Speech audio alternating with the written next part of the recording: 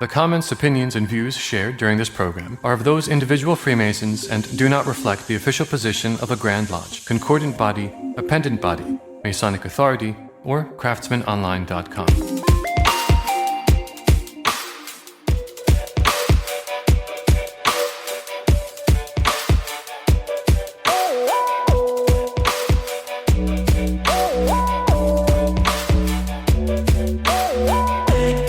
Hey, welcome back to the Craftsman Online podcast, the only Masonic podcast endorsed by the Grand Lodge of New York. I'm your host, Right Worshipful Brother Michael Arce, and you have joined us for our series on America 250. All during the month of July, we're going to be highlighting Freemasonry's unique role in the shaping of our country during the America 250 celebration. And you can join us online now for our little summer school, as we have partnered up with Arizona State University for their free online course called What the Founders Meant by Happiness, a journey through virtue and character. This is a course that has been developed in collaboration with the National Constitution Center. It is so cool. If you've done online learning before, this platform is going to challenge all of that. There's no videos to watch. There's a ton of interactive programs and activities, and it's for all ages. Anyone with an interest in American history or our ancient and gentle craft are really going to enjoy this. And the best part is it is all free through Arizona State University.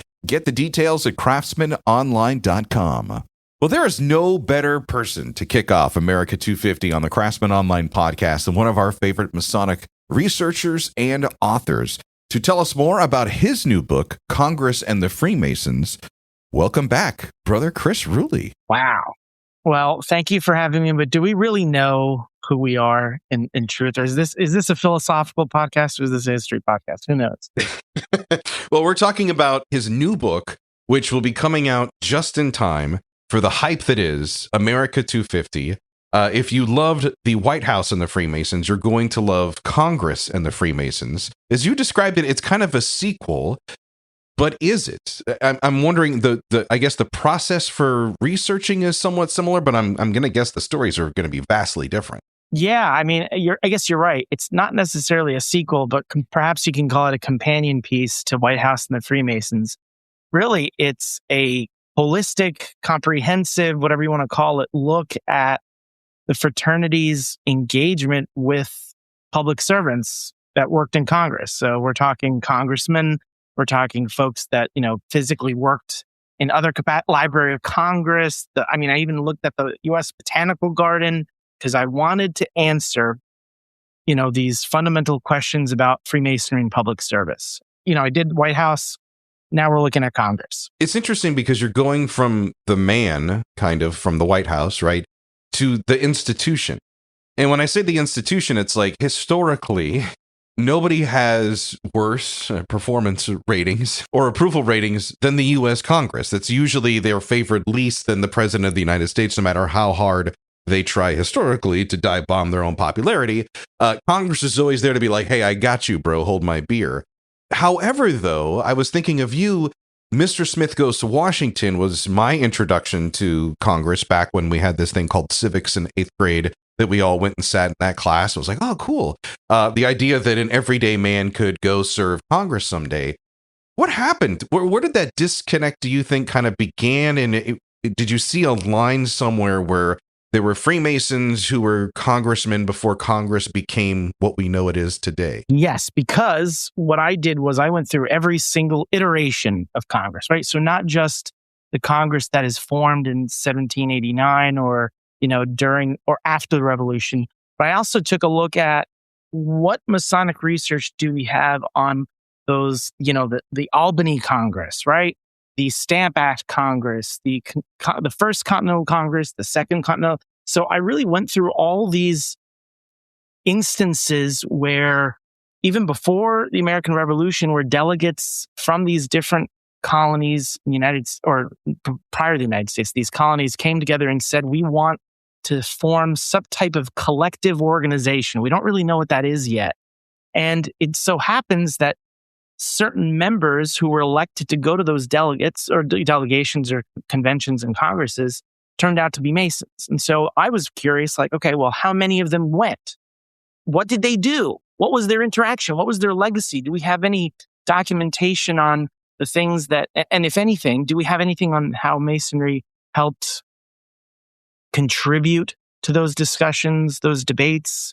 The types of things that Masonic historians have been trying to work out for, 2 centuries, at least within the Masonic American context. My brain is starting to overheat from the amount of maths that's required here. Because we joked like, hey, this book, a timely release, it's coming out in July, just as we get hyped up for America 250. We'll be right into our sweet spot with, the July 4th holiday.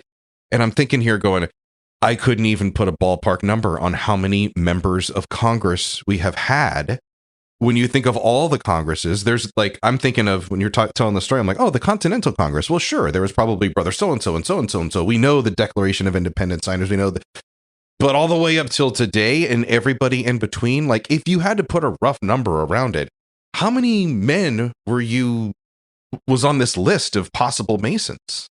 Well, we know, I think I'm going to argue, I'm going to put a little I'm going to pat myself on the back here and say that through the work that I've been doing the last couple of years, we've got about 2,450, so 2,450 known Masons who served in Congress.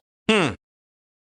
That's the first time anyone's really done a thorough review since, up to now in terms of, and how do you do that? Well, there's a couple different resources that are available. But I just started with the congressional directories because a lot of congressional directories will tell you he's an elk, he's a Shriner, he's a, whatever. And so I started that compilation. There's a lot of other research that's been done by my predecessors, but they never got to, 100%. And it's really difficult because a lot of the earlier Congresses, we don't really have declarative information about where this person was a Mason, when he was initiated. So a lot of that, George Washington's lucky, right? Because George Washington is a member of the Continental Congress. We know where he was initiated. We know a lot about his history, but there's a lot of Masons that we just don't really know a lot about. But I've calculated that it's over 2,400 Masons that have served in Congress. George Washington was lucky, but also Brother Chris Ruli was lucky to know that George Washington, you can connect all those dots. That was a lot easier to get that than some of these really difficult problem child congressmen. I can imagine. And I definitely want to get into the stories because that was one of the things that fascinated me with the first book. And I'm sure your fans of the first book will be like, oh man, the White House and the Freemasons. I learned so much, not just about the occupants of the White House, the men who sat in the Oval Office, the key decision makers, the executives of our country, but also other people that were part of the history of the White House. And I'm sure you're going to have some of those kind of highlights that we can get to for this episode.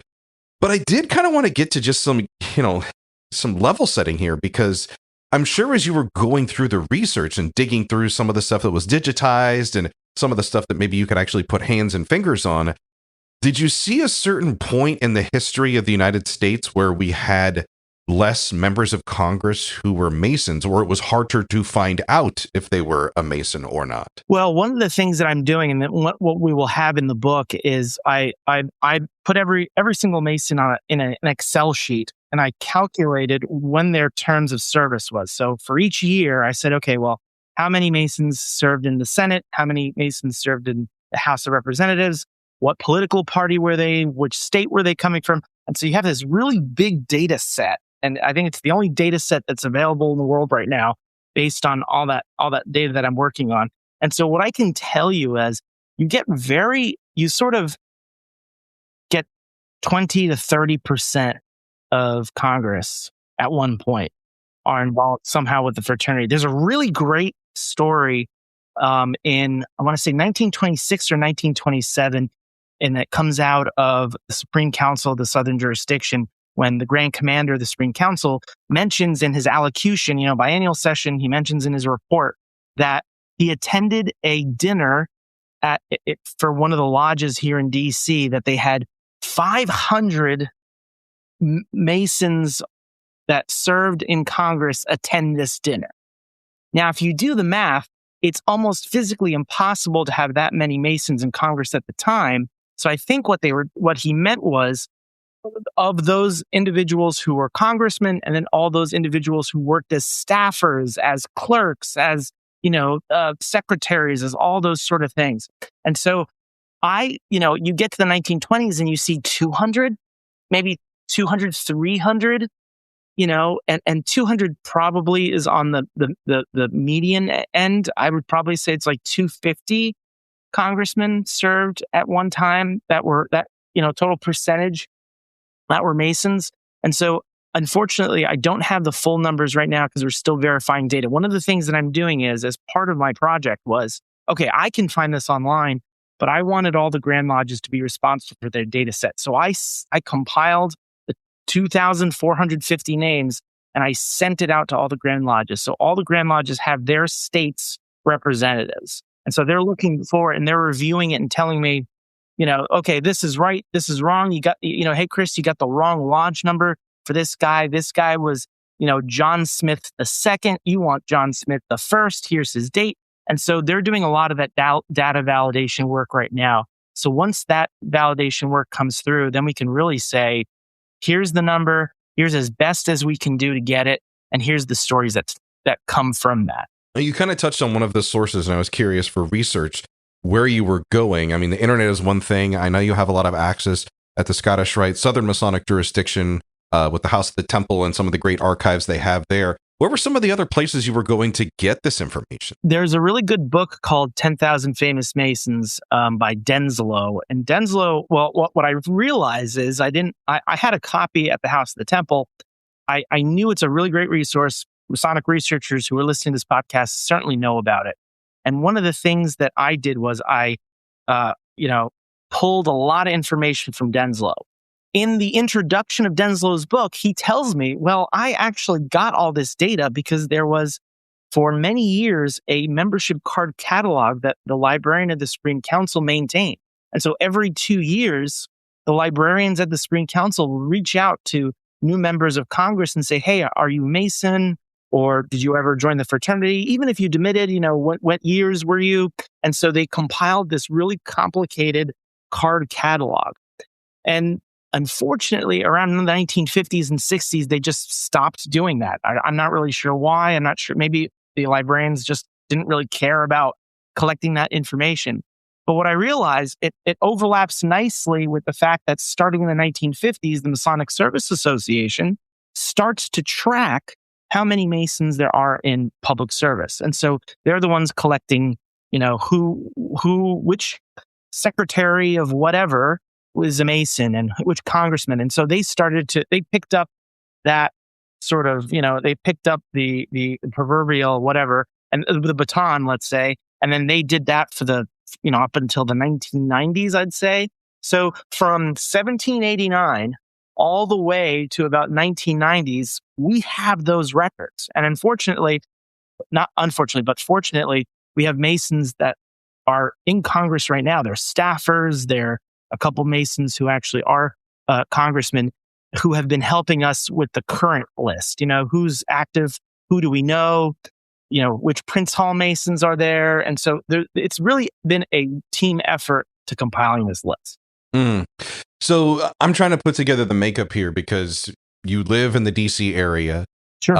You're a Freemason. You're also a historian, which I like to call an accountant of history because I love historians how they're wired to say, ooh, this belongs here. We need to organize this for future generations to find. There's that researcher gene that's in you. There's also a little bit of a nerd gene that's that comes with being a historian, which we know and love. All of us have it that are Masons. But the other part I'm hoping is that so desperately as a Freemason, kind of what happened with the White House and the Freemasons, you want to hear, your fingers are crossed, that the most important men to the history of our country, in that fabric is weaved the thread of Freemasonry, and that Freemasonry helped them be better or help serve the people better. What was part of the goal or part of the desire that you had to also take on this passion project for Congress and the Freemasons? It comes from 2 points. One, I think from a practical perspective, because I'm pretty sure you and everyone who's ever listened to this podcast, if you're a Mason and you've been in some meeting where the topic has come up and we say, Masons helped, build the United States. They're foundational to the origin of the United States. And I was very curious about that question because whenever I asked, they said, well, we don't really have any information on that. Or you should check out this book. Well, that book, whatever. was printed in the 1920s. And so you have 100 years plus of data that we just didn't have. And so from a practical perspective, I was very just like, how can I get this data? How can I make it available for others? How can we actually quantify and figure out who was who? And how do we have one resource that can answer this question?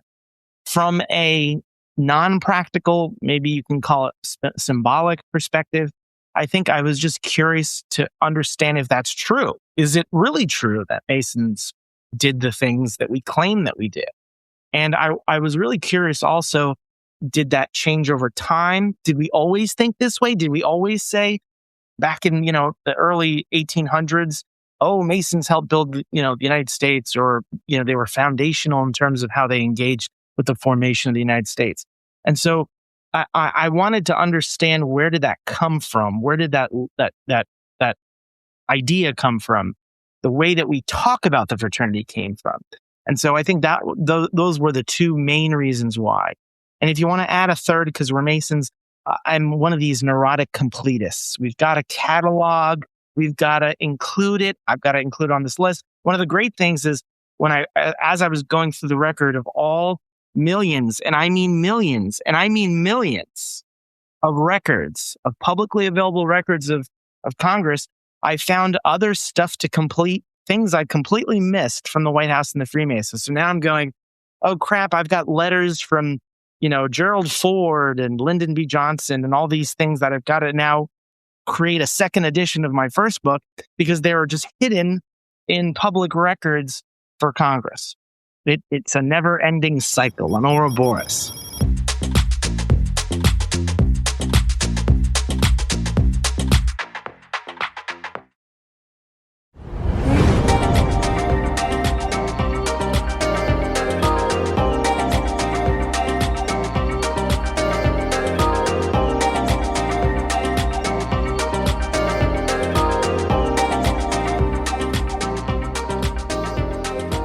Most Americans, and we should have would be a closer relationship with our member of Congress, because in most instances, these are our neighbors or people who are in our community that we can point to, that we went to school with them, or we know somebody who knows them. Whereas the president is a little bit more of a distant memory. I want to kind of get to some of these stories, because I'm sure the listener is just jumping up and down and say, get to the stories. Who are some of the people that we're going to highlight? And was there a particular story where you're like, oh man, this is the one. This is the one example of Congress and the Freemasons? Well, you can sort of bucket or group fraternal interaction into sort of these 4 periods, I like to say. And I noticed that within those 4 periods, the way that the fraternity engaged with Congress and vice versa is sort of unique. It's yes, there's a little bit of, overflow or and sort of connections, but mostly these are these 4 separate periods of how they engage with each other. The earliest period, I would say, it's very practical, right? We are forming these institutions, and with that, Congress charters organizations and institutions, and Masonic groups receive a charter to organize themselves.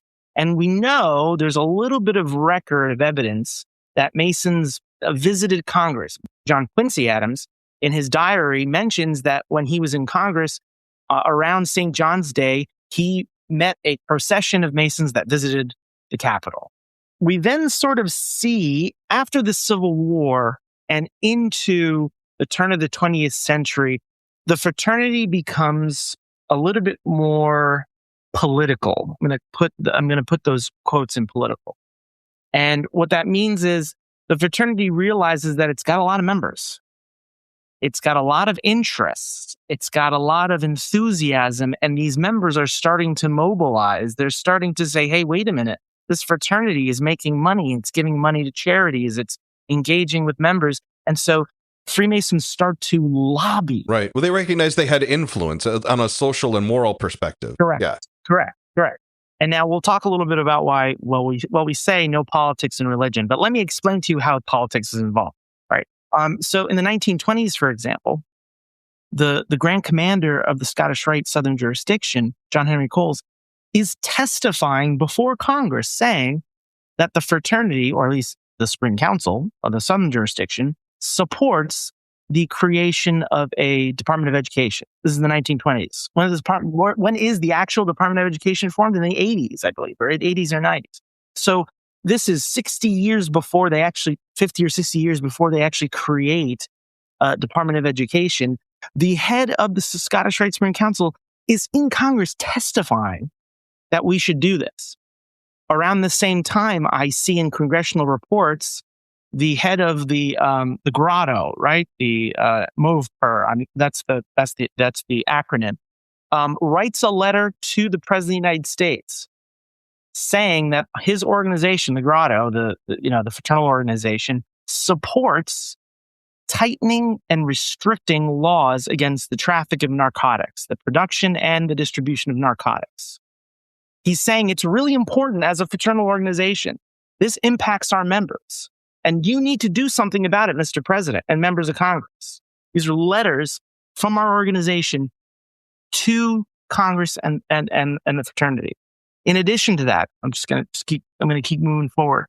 John Henry Cole is the same guy that comes to Congress and talks about how it's important that we should have a Department of Education, is also sending to congressional members materials, documents, newspaper articles, things that he's written in his own publication, warning the United States and its people about the atrocities that are going on in Italy and in fascist Italy under Mussolini. These people are attacking Masons. It's really important that we step up and do something. In the 1960s or 70s, actually it was in the 70s, a national organization, the National Soldiers, pass in their annual their annual meeting, the national organization comes together. They pass a series of resolutions supporting the war in Vietnam and the President of the United States. One Grand Lodge, again, these are all in the congressional records. One Grand Lodge in the 1950s passes a resolution during their Grand Lodge session to send to Congress about creating a stricter nationalization and immigration policy in the government, saying that if you are a foreign national, you can come to the United States and live here for 1 year, but after that 1 year, you have to register to become an American citizen. Now, I thought we're not supposed to talk about politics and religion in American Freemasonry. And then we say, well, Chris, this is being done outside of the tiled lodge. But we're talking about resolutions that are submitted on behalf of organizations about politics and political action and political change. Now, the third bucket, right? So that was the first bucket, institutional. We're creating charters, we're getting people involved, we're laying cornerstones, we're doing all this stuff. Second phase, around political action. We've got this big group of Masons. We really should do something about it. The second starts to focus on Americanism, right? So this is after the Cold War, this is during the Cold War, right? After the Second World War. You start to see in congressional records, Masons talking about how important it is to become a Freemason because you're helping your country. The fraternity was always a patriotic organization. Look at the things that we've done. God bless George Washington, etc. So that's really what you start to see in this period. A lot of materials are coming out talking about how it's important to be a good citizen. Being a good citizen means being a good Freemason, stuff like that. And then the last phase, and by the way, in addition to that, there's some great, for example, an example of this instance where we violate the no politics and Freemasonry rule is the Conference of Prince Hall Grand Masters puts out a resolution in support of the United States government against communism.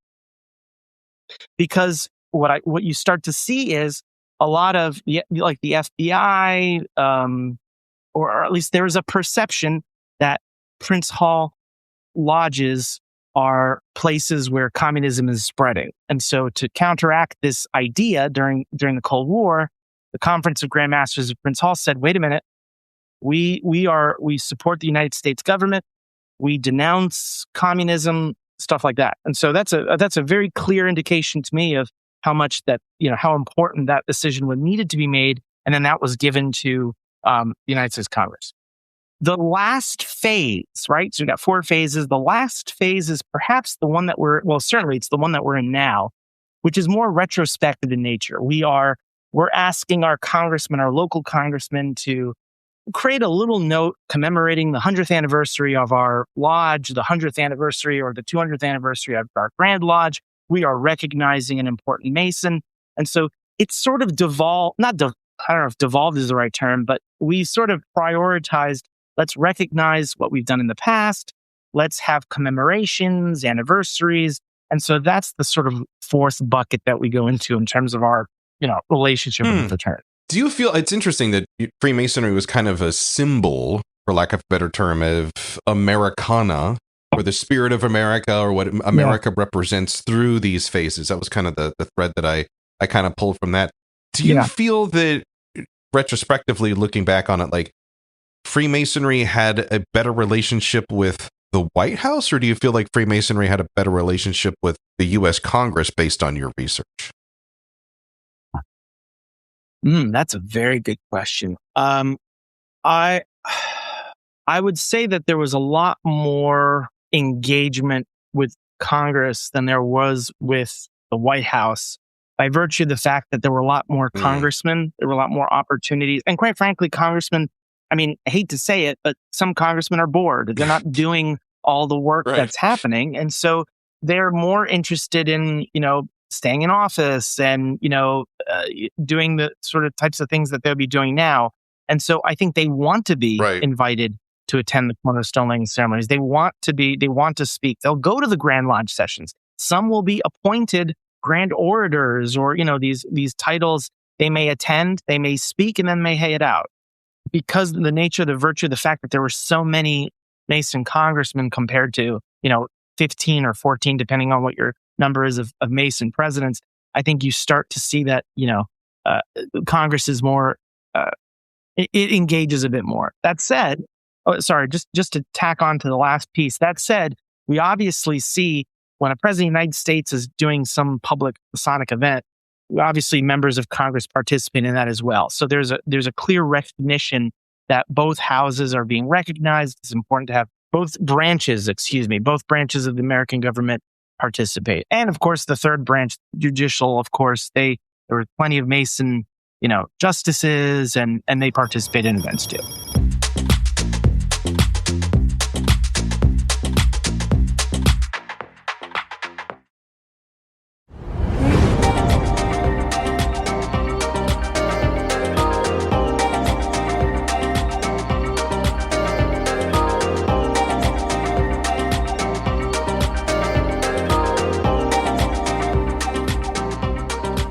So we've talked about this project, the new book, Congress and the Freemasons. It will be in stores by the time that this podcast is released. You can always get it via his website as well. That's chrisruli.com. We'll make sure to have the links here in the notes for this episode. We don't want Chris to sell his books. That's my job. As we're celebrating America 250 this summer. Perfect timing again, man. It's like this guy had his own trestle board and circled this about 1,000 times for a date. Let's talk about the years part. So I know you came and most graciously spoke at my lodge here in DC. You've visited several lodges to talk about the White House and the Freemasons. How soon or during that project did you go, hey, you know what? I think I might have another book here, and I didn't realize this was going to take 2, 3, 4, how many years to get to the final product? Yeah, I think it was easy because when I was working on when I was working on the White House and the Freemasons, you would find instances where the President of the United States invites members of Congress to participate. And so what I did was during that time, I would just, on another notepad or another sheet, I would just quickly jot down every time I would see a congressman participate or, attend a dinner or a meeting or maybe speak, right? Just like speak as the keynote speaker of a Masonic activity. And so I would write that down and knock that down. And then as I was wrapping up my Lafayette book, as I was going around the United States preparing for Lafayette's visit, which I think we talked about. Yes, I think we certainly talked about it. I thought, this is the right time to start really focusing on Congress because, it's a topic that comes up. It's a topic that even during my discussions in the White House, people will bring up, during the Q&A, hey, have you thought about doing Congress? Or, hey, have you thought about focusing on, the other different branches? And it was always something I wanted to focus on. And I thought, because we're celebrating America 250 soon, it seems appropriate to offer this to our Masons. I've secretly written down the name of my famous congressman who I found out was a Freemason and was kind of a surprise to me. I'll tell you, I got to meet him in person at one of our District of Columbia Masonic congressional breakfasts a few years back and was just blown away to shake this man's hand. And we'll be happy to share that story. But first, I wanted to ask you, because I think that's going to be the thing that's going to be surprising to a lot of people. Our presidents, we know some of them, they're on monuments, they're on our money, their pictures are hanging in our lodges, but members of Congress, maybe not so much. So who were some of the key people that you came across and you're like, oh, wow, I didn't even know this person was a Mason, or I didn't even know who this person was, or that they were a Mason and that they did this great thing to advance our cause? I will admit, as the history nerd in me, I was always interested in the founders and sort of that early group of, founding fathers who were Masons. Not because, I think that, obviously there's an interest in figuring out the questions of how did they contribute to the formation of the United States government. But through my research, I find that there's slight debate over if this guy was a Mason or not. And so there's this sort of puzzle box that is happening, trying to figure out if this guy's a Mason, if this guy's not a Mason, where are we getting our records from? Who said he was a Mason anyway? Where did that start? And so to me, I like unpacking a mystery. And so there's John Dickinson, who sort of has this weird thing of we make him a Mason, but we don't really have any records of it. But other people are saying, oh no, he was definitely Mason. Well, how do we know? We just don't. But he's been included in that list. And sort of like what happened in the White House and the Freemasons, these stories, right? This telephone game starts to happen and say, well, of course he's a Mason because so-and-so in so-and-so's book 30 years ago, they wrote that down. And well, where did that person get it? Where did that person get it? From a contemporary standpoint, it has been fun. I don't know. It has been fun reaching out to current members of Congress and, asking if they would be willing to recognize out themselves as Masons. One of the things I realized is in the congressional record, in the past, you used to write down every organization you were a member of when you joined Congress. So in the 1930s and 40s, for example, you see clear as day where they joined the Elks, where they joined the Shriners, where they joined the Masons, where they joined, the Odd Fellows, the Red Men, whatever. And now you're starting to see fewer and fewer people share that information. The congressional records are becoming a lot thinner, a lot smaller, and a lot harder to access. And so once in a while, I think changes in society. I think the fraternity has taken on a spooky aspect that they can't really, and I mean the institution, not an individual Grand Lodge. I think it's very difficult for us to explain what the fraternity is now, even though we have a history of being an open and public organization for many years. And I've talked to you about this in the last, in the last podcast, where we're a public institution. We've always been a public institution. Despite what people say, we produce minutes, we produce proceedings, we produce transactions. We share those out to other Grand Lodges and libraries and institutions. So we know how these people organize, right? A cornerstone laying, a public cornerstone laying. Most Masons, or I hope a Mason has had the opportunity to participate in a cornerstone laying ceremony. If you have, you'll see that we talk about the ritual. We talk about what the symbology or the symbolism of certain implements are, and we tell you what these things are important and why these things are important, why are they so important to us. But there's this sort of, I don't know, maybe double-edged sword where we want to be really spooky and scary and interesting and, we're in the secrets. But then the organization has a difficult time explaining to the public what that means. So what I often do is, well, I'm a part of a fraternal organization that your grandfather was probably a member of, or your grandmother was probably a member of. I had clerks, right? Like people, researchers, folks in the Library of Congress, the office of the Senate, and the House of Representatives, the office, like the historical offices. There was one person who I was working with trying to get photographs or something. And she said, Chris, that's so interesting. My grandmother was a member of the Order of Eastern Star, and I had no idea what this masonry meant. She never talked about it. And so it's interesting that you're doing this presentation. I said, well, we were a lot more public than we used to be. And so do we want to still be the spooky people that, do these interesting rituals? And at the same time, how do we explain ourselves to the public? Well, for 100 plus 50 years, it was very easy to explain to the public because many individuals were interested in joining and then joined. But we decided, I don't know how and I don't know why, but we decided to make ourselves a little bit more closed off, a little bit more spooky, more focused on the ritual than on all the things that we did for 150 years or 200. The book is Congress and the Freemasons. The brother is Chris Ruli. His website, chrisruli.com. Always a pleasure to have you here on the Craftsman Online podcast. Thank you, Michael. It's been a pleasure. Thanks to my guest this week, Brother Chris Ruli, for coming back to talk about Congress and the Freemasons. Hey, we're going to get some bonus time with Brother Ruli. If you are a Patreon subscriber, you can find Craftsman Online on Patreon. Sign up to get that free 7-day trial. Find out what's up with us. You get ad-free listening and access to our full back catalog of subscriber extra episodes, where this Thursday, some bonus time with Brother Chris as we continue to talk about Congress and the Freemasons and his suggestion on where to visit the next time you find yourself in the nation's capital. That's coming up on Thursday. I'm Right Worshipful Brother Michael Arce. Our Salute to America 250 continues next week as we kick off the 4th of July weekend holiday with Right Worshipful Brother Michael Millis, who's going to tell us more about Sir William Johnson. That's coming on Monday. Until then, let peace and harmony prevail.